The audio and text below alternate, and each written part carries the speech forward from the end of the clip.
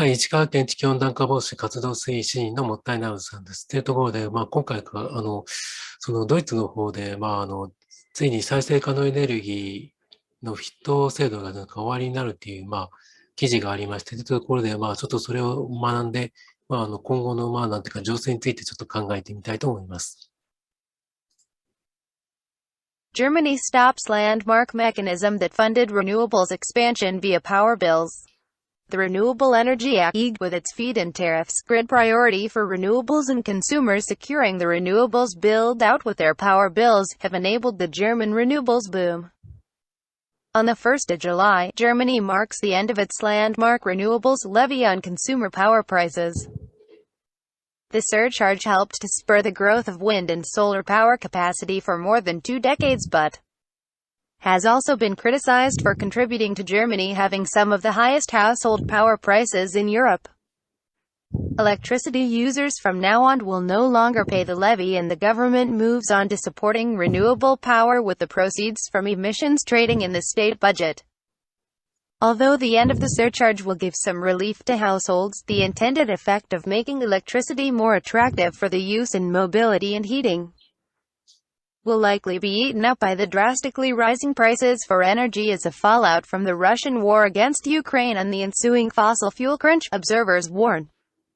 As of the 1st of July 2022, renewable energy generation in Germany will no longer be paid for directly via people's power bills but from a state fund. The levy, which at times made up 1/5 of the consumer power price and in the end amounted to 3.7 cents per kilowatt-hour,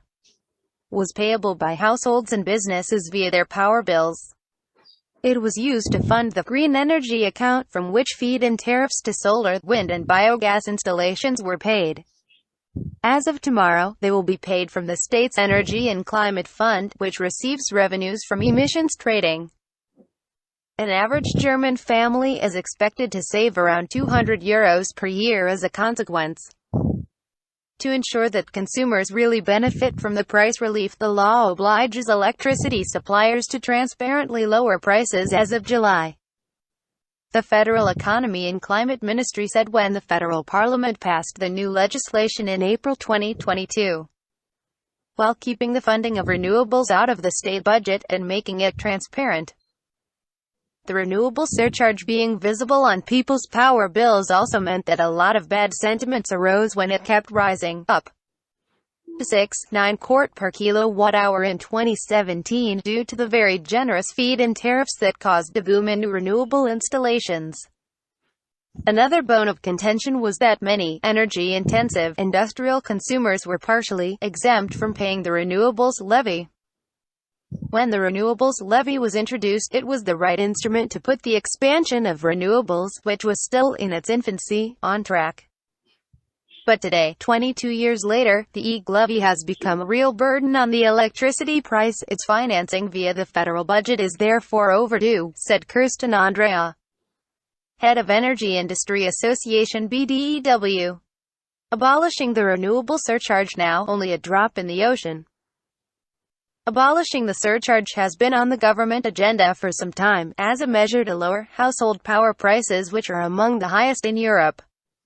As of January 2022, the surcharge was almost halved to 3.7 quart per kilowatt-hour.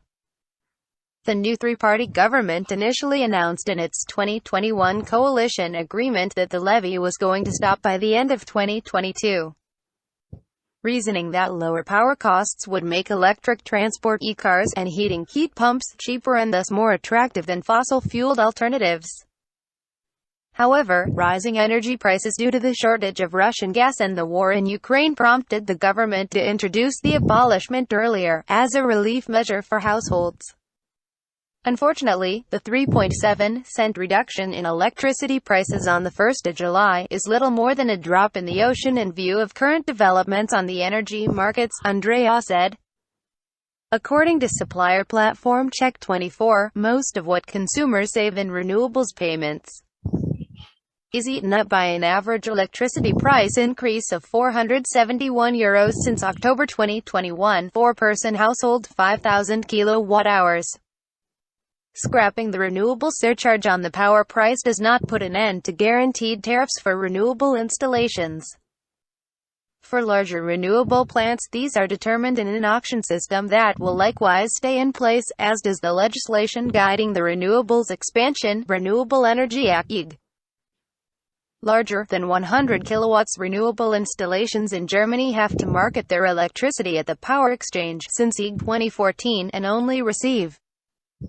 the difference market premium between the feed-in tariff and the wholesale power price when the latter falls below their guaranteed remuneration. Prices for power from renewable technologies have fallen drastically over the past 20 years. The average remuneration rate for solar PV has almost halved from 43.5 kort per kilowatt-hour to 23.6 kort per kilowatt-hour between 2010 and 2022, and new installations will receive only a fraction, 5.9 kort per kilowatt-hour, of the old compensation rates. The EG, with its feed-in tariffs, priority grid access for renewables, and the renewable surcharge, are credited with enabling Germany's renewables growth and reducing the price for renewable technologies not only in Germany. The share of renewable electricity generation in Germany increased from 3.6% in 1990, when the very first feed-in law was enacted, to almost 50% in the first quarter of 2022. Germany's 2022 Renewables and Energy Reforms. All texts created by the Clean Energy Wire are available under a Creative Commons Attribution 4.0 International License, CC by 4.0. They can be copied, shared and made publicly accessible by users so long as they give appropriate credit, provide a link to the license, and indicate if changes were made. というところで、ついに、ドイツの方でも、一時期ピークを迎えて、非常に、家計の負担が大きいと言われてたこのフィット制度、そういった、流れを受けて日本でも、今、フィット制度自体が見直されてたところですけど、今逆にこの、世界情勢の中で原油高、かつてない、原油高っていうところで、電力逼迫って、今もう夏、この、今日は休日なので、企業の、需要が少なくて、なんとかっていうところですけど、いずれにしてもまた来週どうなるのかとかいったところで、そういう意味では考えたときに、連動性っていうもの自体が今議論されているところですけど、市場連動になる。で、そういったときに、やっぱり市場連動でない、電力ってどんなもんですかっていう話が、いろんな企業さんから聞かれるんですけど、一番簡単な自家消費型太陽光パネルっていう。で、実は自家消費型太陽光パネルっていうのが昔は、できた電力が高かったから、フィット制度っていうのができたんですけど、フィット制度ができて大量に生産されるようになると、一気に値段が下がって、今、自家消費の方が安いっていうふうな、っていうところでも、ほぼほぼ、自分のエネルギーは自分で作る時代です。で、それがまさにその家計では、まさに自分の家の屋根に、その太陽電池入れて、そして蓄電池入れて、それでもう自給自足っていうような話になってきているっていう、そういう意味でも、状況が大きく変化しているってところなので、ほぼ今後については、家庭から再エネ賦課金っていうのがなくして、逆にそういったものはすべて、化石燃料を使っているところに付加する。単純に言えば、炭素税。で、炭素税が、再エネ賦課金に変わってっていうような制度を、ドイツの方では先進的に早速やろうとしているような、形になっているところだと思います。そういう形で、逆にそういった排出権っていうのを買ってくれるっていう市場っていうか、風土ができないといけないっていうところですけど、それは逆にもう税金に変えてしまえばいいんじゃないかっていうような、そんなところでもあると思います。そういう意味ではもう、原油高がも止まらないし、さらに化石エネルギーは、さらにチャージオンされるっていう形からすると、もう脱化石以外ない。で、電気で動くものをどんどん家庭の方でも使って、で、極力、そういうもの自体を必要としないように、家屋の断熱をさらに、高度に進めて、もう窓は30窓みたいな、いうような状態が、もう間際に迫ってるっていう状況だと思います。そういう方からすると、まず、家庭の方から、超、高気密、超高断熱住宅に住んで、太陽光発電で、自給自足をするというエネルギー自立がまず始まるのかなっていうのが、なんとなく、現実化しそうな、そういう勢いだと思うんですね。実際おそらくそのうち、家を新築するってなった時に、太陽光パネルの、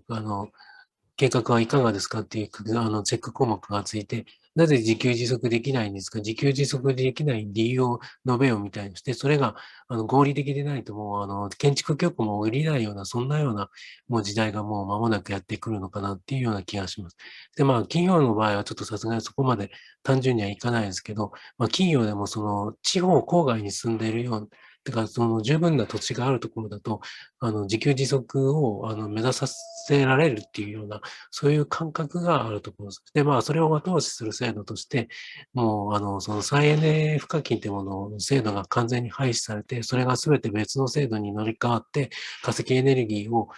徹底的に削減する方向に、動くっていうところなのかなっていうところです。いずれにしてもどのような話があるかもしれないですけども、もうこの価格、原油高騰、電力逼迫っていうことがもたらす社会変化っていうのを、今直面している最中なので、今後についてはもうほぼほぼ、それからちょっと逃れられないんじゃないかっていうことを思うところです。というところでまた、こういった情勢について、チェックしていきたいと思います。ではまたよろしくお願いします。